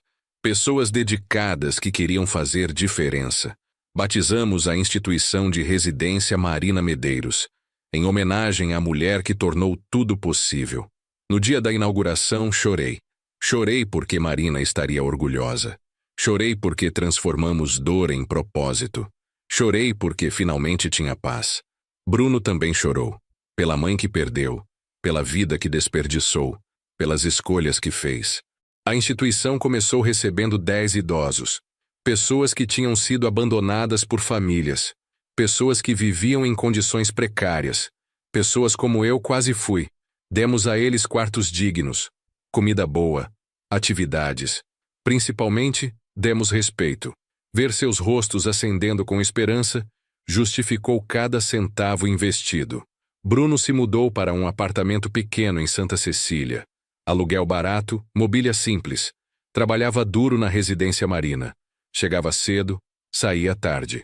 Aprendeu a ouvir os idosos, a entender suas histórias, a tratá-los com dignidade. Vi mudança genuína nele. Lenta, mas real. A arrogância foi substituída por humildade. A pressa foi substituída por paciência. A batalha pela guarda das crianças foi longa e dolorosa. Patrícia tinha dinheiro para advogados caros. Bruno não tinha. Mas eu paguei um advogado para ele. Não um caro, um bom, honesto, dedicado. Apresentamos ao juiz a nova vida de Bruno. O trabalho na instituição. O apartamento modesto mas limpo. O esforço genuíno de mudança. O juiz decidiu pela guarda compartilhada. Meio a meio. Bruno podia ter Guilherme e Helena em finais de semana alternados e 2 tardes por semana. Não era o ideal, mas era melhor que nada. Vi quando Bruno pegou as crianças pela primeira vez após meses separados. Guilherme correu para ele gritando papai. Helena, que mal o conhecia, ficou tímida, mas aos poucos se aproximou. Bruno levou as crianças para conhecer a residência Marina. Guilherme, agora com 4 anos, ficou fascinado pelos idosos. Fazia perguntas. Queria saber histórias. Uma senhora de 80 anos, Dona Conceição, adotou ele como neto honorário. Eles ficavam horas jogando dama. Guilherme ria. Bruno chorava vendo o filho feliz em simplicidade. 6 meses depois da separação, Bruno me procurou novamente. Pai, posso te contar algo? Claro, filho. Patrícia está falida. Como assim? O pai dela estava em esquemas financeiros ilegais. Está sendo investigado. Perdeu tudo. Ela está tendo que vender o apartamento. Está procurando emprego. Ironia. Perguntei se ele sentia satisfação. Ele pensou antes de responder. Não. Só sinto tristeza. Tristeza por tudo o que aconteceu. Por todas as escolhas erradas que todos nós fizemos. Ela também era vítima do mundo que o pai dela criou. Aquela resposta me mostrou que Bruno realmente tinha mudado. O Bruno antigo teria sentido vingança. O novo sentia compaixão. Com o passar dos meses, a residência Marina cresceu. Expandimos para 20 vagas, depois 30. Cada idoso tinha uma história de abandono, de solidão, de dor. Cada um encontrou na instituição um novo lar. Alguns tinham família que os visitava raramente. Outros não tinham ninguém. Nós nos tornamos família deles. Dona Conceição, que tinha 83 anos, me procurou um dia. Roberto, posso te dar um conselho? Claro, Dona Conceição. Ela segurou minha mão com dedos frágeis, mas firmes. Você deu para seu filho algo raro. Uma segunda chance. Muitos pais não fariam isso. Mas saiba que perdão não é esquecer. É escolher seguir em frente sem carregar o peso. Suas palavras me tocaram profundamente. Eu ainda carregava mágoa. Ainda doía lembrar do abandono. Mas segurar essa dor não estava machucando Bruno. Estava machucando a mim. Marina não teria querido que eu vivesse amargurado. Ela teria querido que eu fosse feliz. Naquele dia, tomei a decisão consciente de realmente perdoar. Não por Bruno, por mim. Chamei Bruno para uma conversa. Sentamos no jardim da residência, onde tínhamos plantado uma mangueira. Uma muda da árvore que Marina tanto amou. Disse a ele que perdoava completamente, que não guardava mais rancor, que queria reconstruir uma relação verdadeira de pai e filho. Ele chorou. Eu também. Nos abraçamos pela primeira vez em anos. A vida estabeleceu uma nova rotina. Eu morava no meu apartamento em Pinheiros. Bruno no dele em Santa Cecília. Trabalhávamos juntos na residência. Nos finais de semana que ele tinha as crianças, vinham me visitar. Guilherme e Helena me chamavam de vovô. Eu os levava ao parque, comprava sorvete. Contava histórias da vovó Marina que eles nunca conheceram. Um ano após ter encontrado o cartão de Marina, fiz uma pequena cerimônia na residência. Convidei todos os moradores, funcionários, Bruno e as crianças. Revelei a placa de inauguração oficial.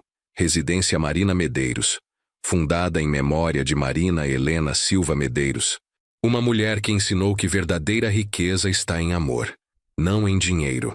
Bruno fez um discurso. Falou sobre a mãe que não valorizou enquanto ela estava viva. Sobre o pai que tratou mal e quase perdeu para sempre. Sobre como a morte de Marina e o abandono que causou ao pai foram os maiores erros da vida dele. Mas também sobre como esses erros o forçaram a se tornar uma pessoa melhor. Não havia olho seco naquela cerimônia.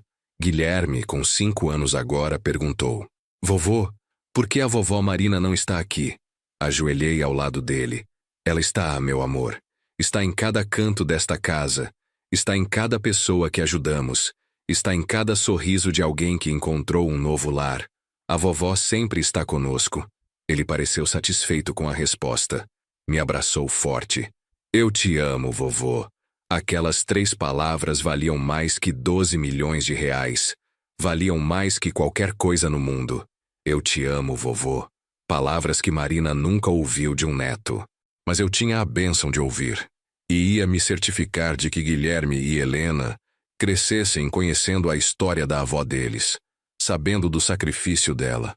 Sabendo que amor verdadeiro às vezes significa guardar segredos para proteger quem amamos.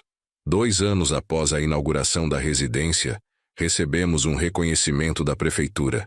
Melhor instituição de amparo ao idoso da Zona Oeste. Foi um evento grande. Autoridades presentes, imprensa.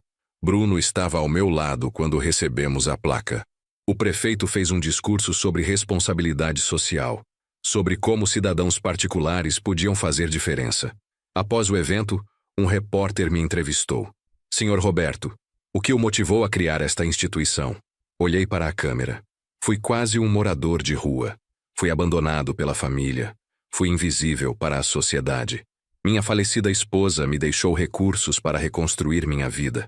Decidi usar esses recursos para que outros não passassem pelo que passei. Dignidade na velhice não é luxo, é direito. A entrevista viralizou. De repente, a residência Marina estava em todas as redes sociais. Recebemos doações de desconhecidos, ofertas de voluntariado, famílias querendo internar parentes. Tivemos que criar lista de espera. Começamos a planejar uma segunda unidade. O legado de Marina estava crescendo além do que imaginei. Bruno se tornou peça fundamental. Sua experiência em administração, agora temperada com humildade e compaixão, foi essencial.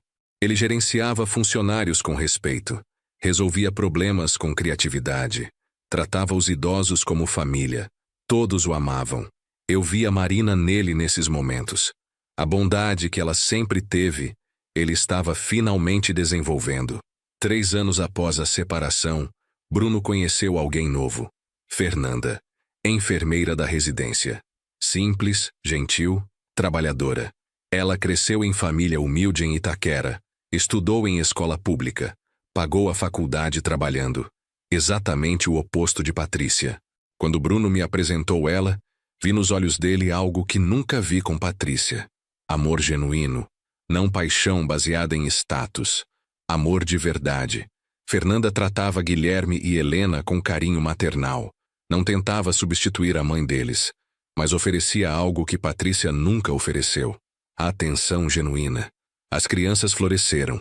Guilherme, agora com 7 anos, estava indo bem na escola. Helena, com 4, era extrovertida e carinhosa. Ambos adoravam passar tempo na residência. Tinham dezenas de avós adotivos. Um dia, Guilherme me perguntou algo inesperado. Vovô, você ainda fica triste? Com o que, meu amor? Com o papai ter sido malvado antes. As crianças veem tudo. Processei a pergunta. Não, Guilherme, não fico mais triste. Sabe por quê? Porque as pessoas podem mudar. Seu papai era perdido. Agora ele se encontrou. Isso me deixa feliz. E você perdoou ele? Sim, perdoei. Por quê? Porque guardar raiva é como tomar veneno e esperar que o outro morra. Machuca a gente mesmo. É melhor perdoar e ser feliz. Ele refletiu profundamente para uma criança de 7 anos. Então eu também perdoo ele, por ter ficado longe quando eu era bebê. Meu coração inchou de orgulho. Aquele menino tinha mais sabedoria que muito adulto. Patrícia, enquanto isso, reconstruía a vida dela. Depois que o pai foi preso por fraude, ela perdeu tudo. Teve que vender o apartamento. Mudou para um lugar modesto. Começou a trabalhar como gerente de loja. Vida normal. Quando vinha buscar as crianças, era visivelmente mais humilde. Um dia, ela me procurou. Roberto, posso conversar? Sentamos num café. Ela estava diferente, sem maquiagem cara, roupa simples, cabelo preso em rabo de cavalo. Eu queria te pedir desculpas. Por tudo. Fui horrível com você, com Marina, com Bruno. Eu era tão obcecada com status que perdi o que realmente importava. Suas palavras pareciam sinceras. Não precisa pedir desculpas a mim, Patrícia. Precisa fazer as pazes consigo mesma. Ela concordou. Estou em terapia, tentando entender por que fui daquela forma. Por que machuquei tanta gente. O terapeuta diz que fui criada numa bolha, ensinada que valor de pessoas se media por dinheiro. Estou desaprendendo isso. É difícil, mas necessário. Fiquei impressionado com a vulnerabilidade dela. Todos merecemos segundas chances, Patrícia. Você também. Ela chorou. Guilherme e Helena te amam tanto. Você é o avô que sempre esteve lá. Eu invejo isso. Meus pais nunca foram presentes de verdade. Eram provedores, não pais. Não vou cometer o mesmo erro com meus filhos. Pela primeira vez, senti compaixão genuína por Patrícia. Ela também era produto de um sistema quebrado. Também estava tentando consertar. 4 anos após ter sido expulso do apartamento de Bruno, eu estava sentado no jardim da residência Marina. 53 idosos morando ali agora. Segunda unidade em construção em Santo Amaro. Bruno casado com Fernanda. As crianças felizes. Eu em paz. Marina teria ficado orgulhosa de como usei o presente que ela me deixou. Dona Conceição se aproximou com sua bengala. Posso sentar? Claro, Dona Conceição. Ela sentou com um suspiro de alívio. Estou com 85 agora. Os ossos reclamam. Conversamos sobre amenidades. Depois ela ficou séria. Roberto, você sabe que não vou durar para sempre. Tentei protestar, mas ela levantou a mão. Deixe-me terminar. Quando eu partir, quero que saiba que estes últimos anos foram os mais felizes da minha vida. Meus filhos me abandonaram num asilo terrível. Eu pensava que ia morrer sozinha e triste. Então você me trouxe para cá. Me deu dignidade. Me deu família. Guilherme se tornou o neto que meus verdadeiros netos nunca foram. Você se tornou o filho que meus filhos pararam de ser. Obrigada por me dar um final de vida bonito. Chorei. Dona Conceição também. Ela morreu 3 meses depois. Pacificamente. Dormindo. Após um dia feliz jogando dama com Guilherme. O funeral foi na capela da residência que tínhamos construído para ocasiões assim. Dezenas de pessoas. Moradores, funcionários, familiares dos moradores. Guilherme, com 8 anos, insistiu em fazer um discurso. Vovó Conceição me ensinou a jogar dama. Me ensinou que idade é só número. Me ensinou que família é quem cuida da gente. Vou sentir saudade. Não havia olho seco. O neto de 8 anos conseguiu articular o que adultos não conseguiam. Família é quem cuida da gente. Marina teria amado Guilherme. Teria visto nele a bondade que tentou incutir em Bruno. Essa bondade tinha pulado uma geração, mas estava ali, florescendo no neto. Bruno me procurou após o funeral. Pai, Fernanda está grávida. Vamos ter um bebê. Você vai ser avô de novo. Abracei meu filho com alegria genuína. Dessa vez, ia estar presente desde o início. Ia ver o bebê nascer. Ia estar em todas as fases. Marina não teve essa oportunidade com Guilherme e Helena, mas ia ter através de mim com esse novo neto ou neta. O bebê nasceu 6 meses depois. Uma menina, Marina. Bruno e Fernanda a batizaram em homenagem à avó. Quando segurei aquela bebezinha nos braços, chorei. Marina havia voltado. Não literalmente, claro, mas simbolicamente. A bondade dela, o amor dela, a generosidade dela. Tudo voltou através dessa criança que levava seu nome. Guilherme e Helena adoraram a irmãzinha. Guilherme, agora com 9 anos, era protetor. Helena, com 6, queria ajudar em tudo. A família estava finalmente completa. E mais importante, estava construída em bases sólidas. Amor, respeito, humildade. Não dinheiro ou status. As lições que Marina tentou ensinar finalmente tinham sido aprendidas. 5 anos após ter encontrado o cartão de Marina, dei uma entrevista para um documentário sobre instituições de amparo ao idoso. Contei toda a história. O abandono, o albergue, a descoberta do dinheiro, a decisão de usar para o bem. O entrevistador perguntou: "Você se arrepende de alguma coisa?" Pensei cuidadosamente. Me arrependo de não ter percebido mais cedo que estava criando Bruno com valores errados. Me arrependo de não ter estabelecido limites. Mas não me arrependo do que passei. A dor me ensinou empatia. O abandono me ensinou a importância da família verdadeira. A pobreza me ensinou que dignidade não se compra. Tudo foi necessário para eu me tornar quem sou hoje. E seu filho? Você o perdoou completamente? Completamente. Ele era jovem, influenciável, perdido. Encontrou o caminho através de muita dor e muito trabalho. Hoje é um homem melhor que eu fui na idade dele. Estou orgulhoso. E sua esposa que deixou o dinheiro? O que você acha que ela pensaria? Ela me conhecia melhor que eu mesmo. Sabia que eu precisaria cair para aprender a levantar. Sabia que o dinheiro só teria valor se viesse no momento certo. Ela estava certa em tudo. O documentário foi lançado e trouxe ainda mais atenção para a residência marina. Recebemos doações suficientes para abrir uma terceira unidade. Também começamos um programa de visitas de escolas.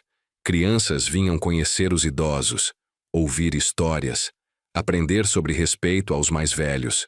Guilherme era voluntário, apesar de ter apenas 9 anos. Ele adorava fazer a ponte entre gerações. Um dia, 2 anos após o nascimento da pequena Marina, recebi uma ligação inesperada. Era um advogado. Senhor Roberto Medeiros? Sim, sou advogado do senhor Maurício Tavares. O nome me gelou. Maurício, o pai de Patrícia, o homem que tinha criado o mundo que quase destruiu minha família. O advogado continuou. Meu cliente está em prisão domiciliar cumprindo pena por crimes financeiros. Ele gostaria de falar com o senhor.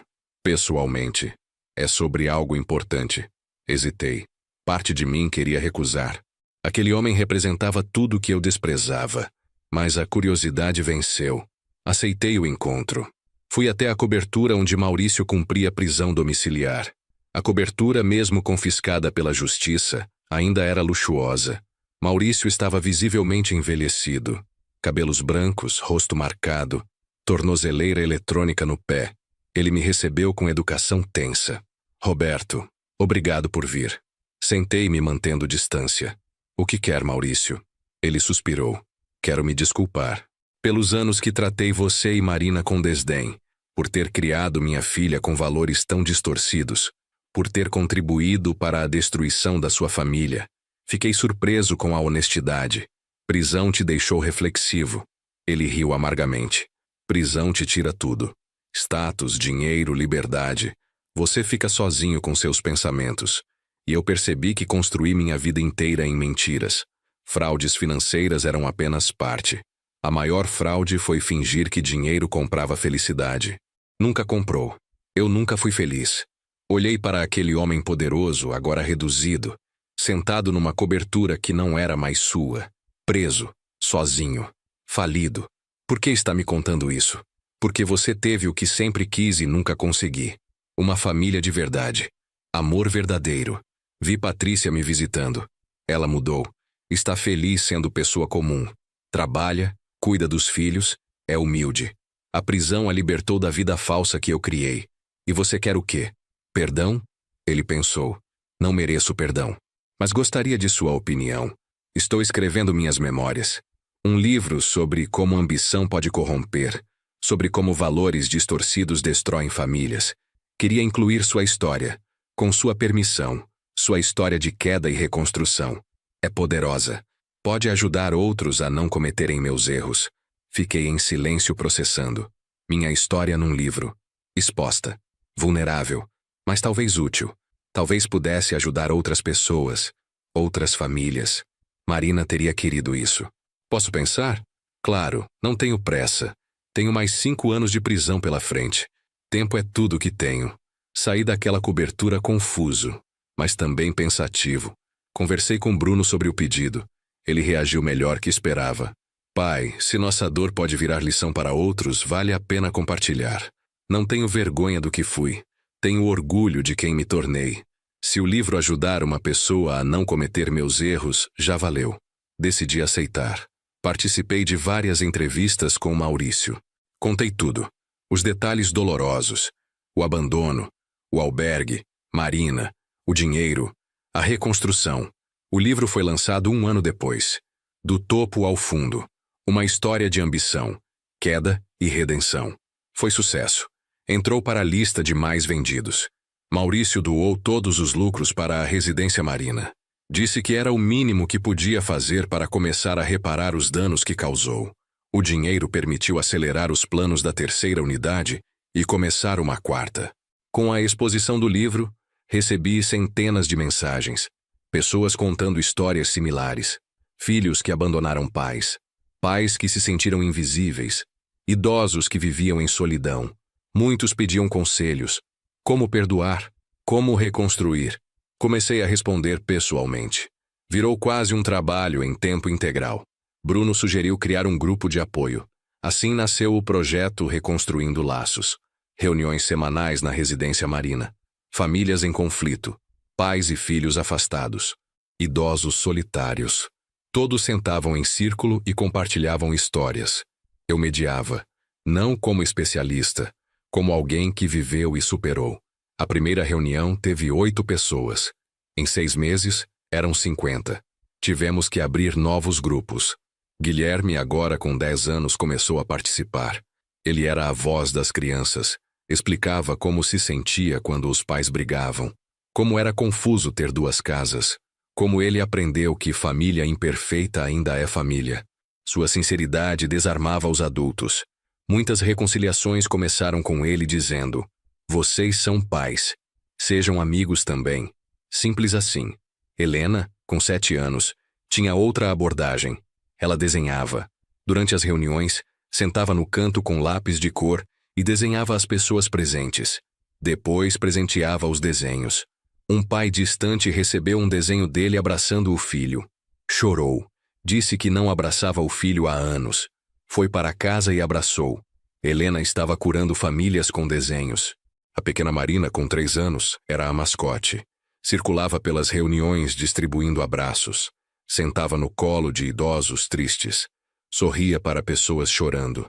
Sua inocência lembrava a todos que amor é simples. Não precisa de palavras elaboradas. Apenas presença. As pessoas diziam que ela tinha algo especial. Eu sabia o quê? Tinha o espírito da avó. 7 anos após ter sido expulso de casa, estava sentado na varanda da minha casa nova. Sim, casa. Comprei uma casa. Não grande. Não ostensiva. Mas um lar. 3 quartos, quintal com mangueira, perto da residência. Bruno, Fernanda e as crianças jantavam comigo todo domingo. Patrícia às vezes vinha também. Estranho como a vida dá voltas. Olhava para a mangueira no quintal. Marina tinha razão quando insistiu em levar aquela árvore da nossa primeira casa. Mangueiras têm raízes profundas. Sobrevivem a mudanças. Dão frutos mesmo depois de transplantadas. Como nossa família. Tínhamos sido transplantados. Quase morremos. Mas sobrevivemos. E agora estávamos dando frutos. Bruno chegou para o jantar com novidades. "Pai, fui convidado para dar uma palestra. É numa universidade. Sobre gestão de instituições sociais. Sobre como transformar recursos em impacto real. Sobre a importância de trabalhar com propósito." Fiquei orgulhoso. Meu filho, que tinha sido consumido por ambição vazia, agora inspirava outros com propósito verdadeiro. Fernanda entrou na cozinha para me ajudar. "Roberto, posso te contar um segredo?" "Claro. Estou grávida de novo. 3 meses. Abracei minha nora com alegria. Outro neto ou neta. Mais amor para dividir." Ela sorriu. "Bruno ainda não sabe. Quero contar no jantar. Com toda a família junto. Será um momento especial. Como Marina teria querido." Durante o jantar, Fernanda anunciou. Guilherme gritou de alegria. Helena bateu palmas. A pequena Marina perguntou se podia dividir os brinquedos. Bruno chorou. Abraçou a esposa. Olhou para mim. "Obrigado, pai. Por tudo. Por me dar uma segunda chance. Por me ensinar que família é tudo. Por mostrar que nunca é tarde para mudar. Esse bebê vai crescer conhecendo o melhor de nós." Aquela noite, depois que todos foram embora, sentei no quintal com uma foto de Marina. Conversava com ela regularmente. Contava as novidades, os netos, a residência, Bruno, tudo. Naquela noite disse: "Conseguimos, meu amor. Nosso filho se encontrou. Nossos netos são maravilhosos. Seu dinheiro mudou muitas vidas. Você estaria orgulhosa. Eu estou orgulhoso. De você. De mim. De nós." O 4º bebê de Bruno nasceu no verão seguinte. Outro menino. Rafael. Em homenagem ao meu pai. O ciclo estava completo. Marina, depois Rafael. As 2 pessoas que mais amei na vida tinham seus nomes perpetuados. Segurei o pequeno Rafael nos braços e prometi: "Você vai crescer sabendo quem foi seu bisavô. Trabalhador honesto. Homem íntegro. Exatamente o que seu pai se tornou." A residência Marina expandiu para 6 unidades em 3 anos. Atendíamos 300 idosos. Tínhamos lista de espera de mais de 1000. Era gratificante, mas também frustrante. Tantos precisando, poucos recursos para atender todos. Foi quando tive uma ideia. E se transformássemos isso em modelo replicável? Outras pessoas poderiam abrir instituições similares. Desenvolvemos um manual. Como estruturar, como contratar, como treinar funcionários. Padrões de qualidade. Tudo documentado. Disponibilizamos gratuitamente online. Em 6 meses, 15 novas instituições tinham sido abertas usando nosso modelo. Em 1 ano, eram 50. O legado de Marina estava se multiplicando além das nossas unidades. Estava virando movimento. Guilherme, com 12 anos, criou um canal no YouTube. Ele entrevistava os idosos da residência, gravava histórias de vida, editava com música, postava semanalmente. O canal explodiu. 500 mil de inscritos. 1 milhão. 2 milhões. As pessoas estavam sedentas por essas histórias. Por conexão intergeracional. Por lembrar que idosos são bibliotecas vivas, não fardos. Helena, com 9 anos, começou uma iniciativa de cartas. Crianças de escolas escreviam cartas para idosos das residências. Os idosos respondiam. Amizades improváveis nasceram. Um menino de 8 anos de Curitiba escrevia para um senhor de 92 em São Paulo. Eles nunca se encontraram pessoalmente, mas falavam sobre videogame, sobre guerra, sobre vida. Gerações se conectando através de papel e caneta. A pequena Marina, com 5 anos, tinha desenvolvido um talento especial. Ela conseguia acalmar qualquer idoso agitado. Demência, Alzheimer, depressão. Ela sentava, segurava a mão, cantava baixinho. Funcionava sempre. Os médicos não entendiam. Eu entendia. Era o espírito da avó operando através dela. O dom da empatia pura que Marina tinha. 9 anos após ter sido expulso, recebi um telefonema que não esperava. Era Maurício. Tinha cumprido a pena. Estava livre. Queria me encontrar. Disse que tinha uma proposta. Encontramos num café. Ele estava diferente, mais leve. Sorria genuinamente. A prisão o tinha transformado. Como transformou a tantos. Quebrando para reconstruir melhor. Roberto, aprendi muito na prisão. Fiz cursos. Li livros. Conversei com pessoas de todas as classes. Entendi onde errei. Agora quero usar o conhecimento que tenho para o bem. Tenho conexões. Mesmo depois de tudo. Posso ajudar a expandir a residência Marina. Conseguir doações. Parcerias corporativas. Deixe-me ajudar. É minha forma de redenção. Hesitei. Maurício representava um passado doloroso, mas todos merecem chances de redenção. Eu tive. Bruno teve. Por que não ele? Aceitei com uma condição.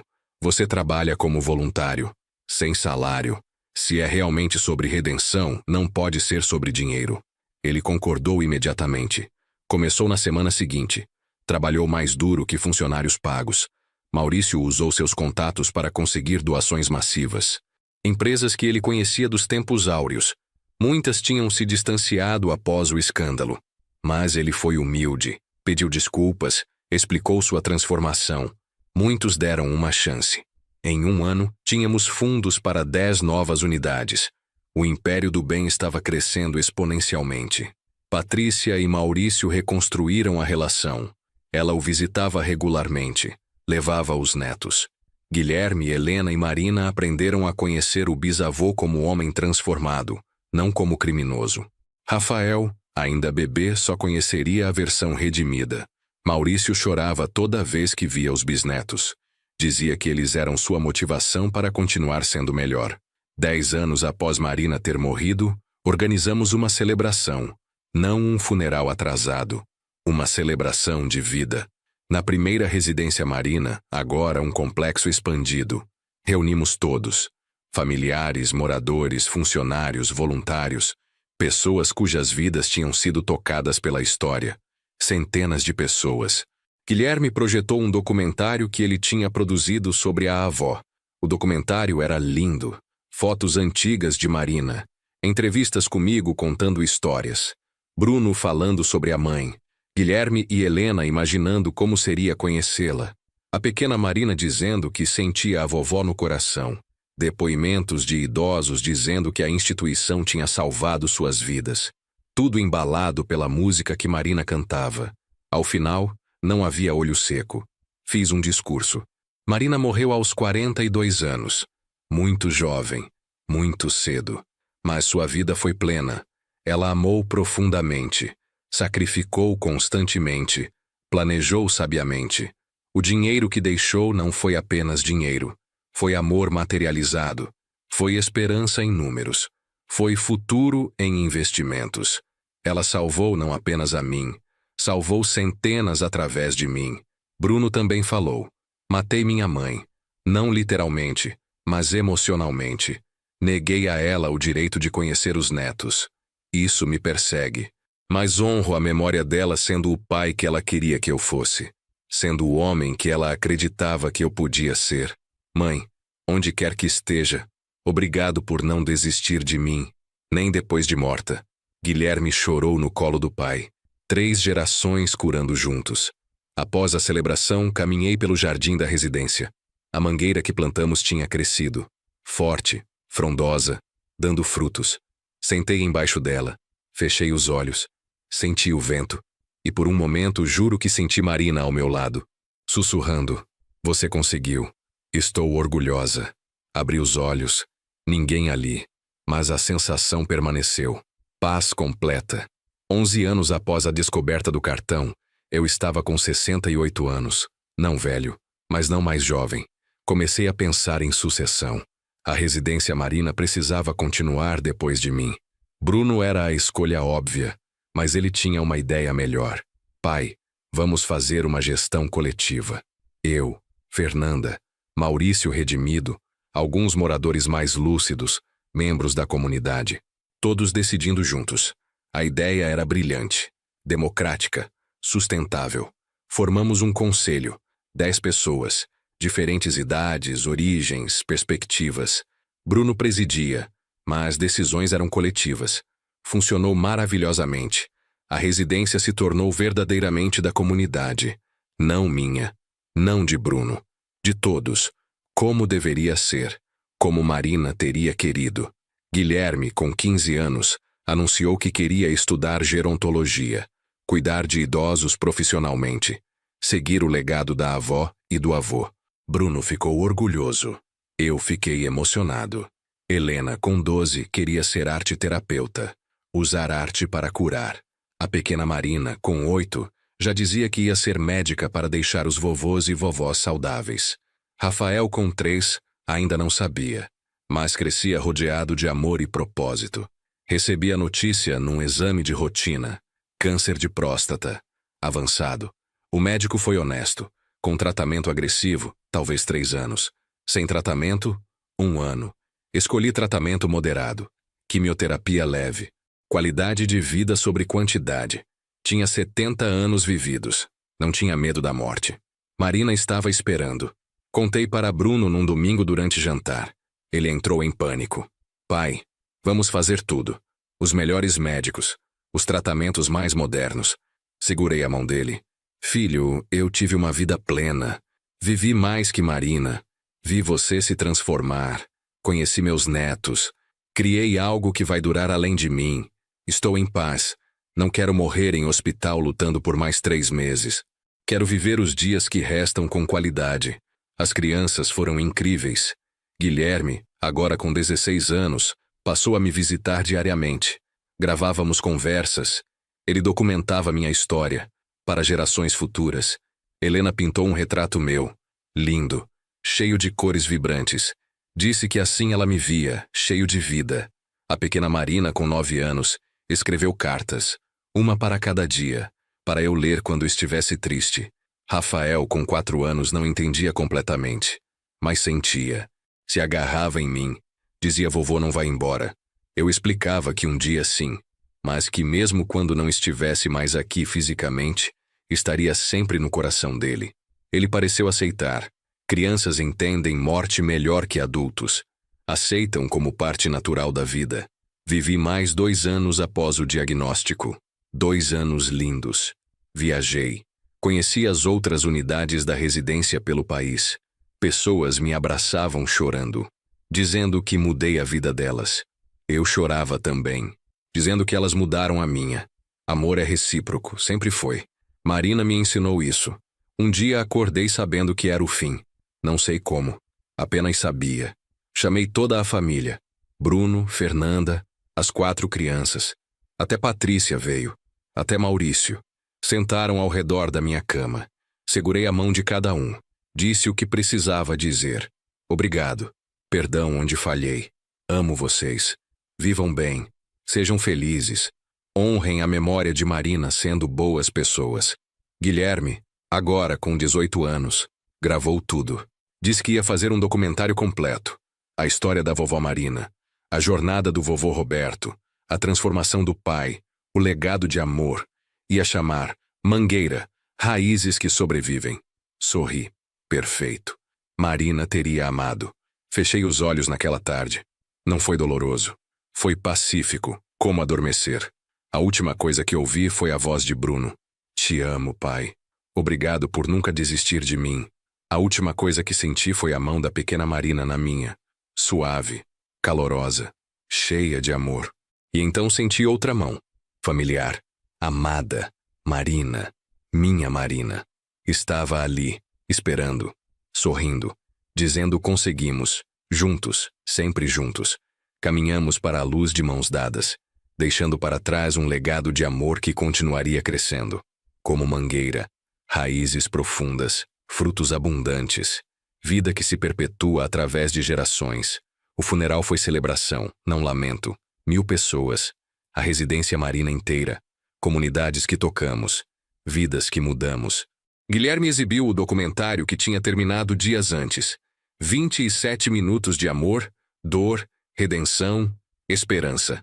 Ao final, projeção da mangueira no quintal. Forte, verde, viva. Bruno fez o discurso final.